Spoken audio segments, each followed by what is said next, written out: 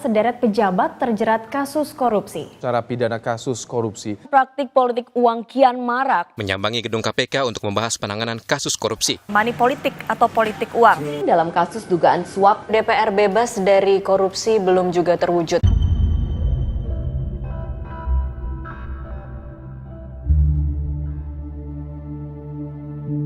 Corruption is the abuse of entrusted power for private gain. It can be classified as grand, petty, and political, depending on the amount of money straight and the place where it occurs.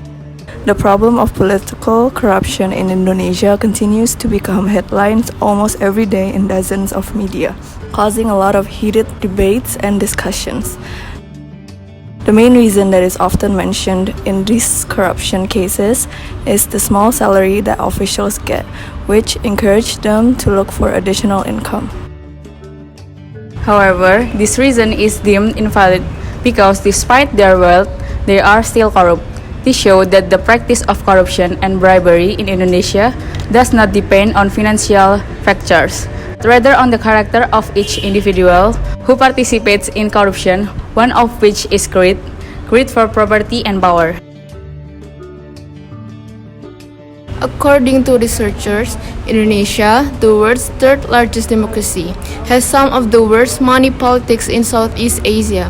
Handouts of cash and gifts, the anti-graft advocates and politicians say, leads to rampant corruption in its national legislature as successful candidates recoup their election expense and more once elected.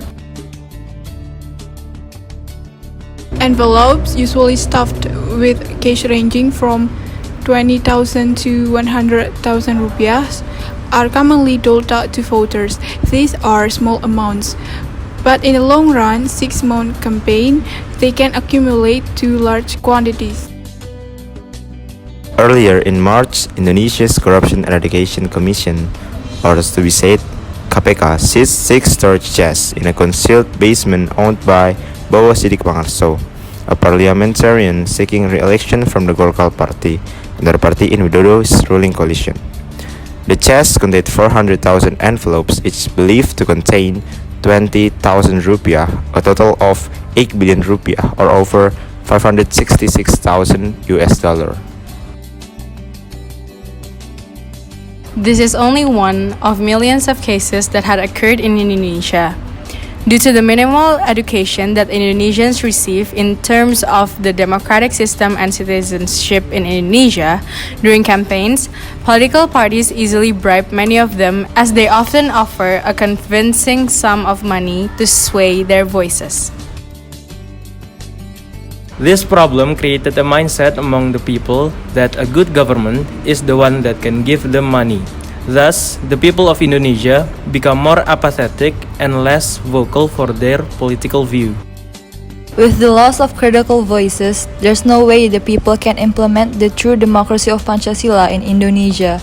From the people, by the people, for the people will then just become meaningless words.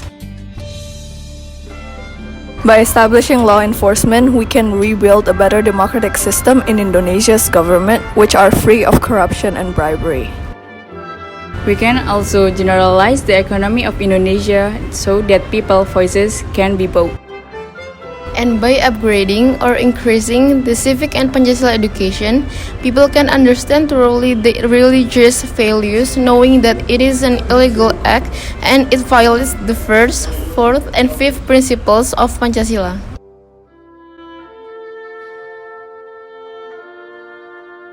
Dear all Indonesians, adults, children, Men and women, especially the student of Universitas Erlangga, As the people of this nation, remember that we have the right to speak our minds.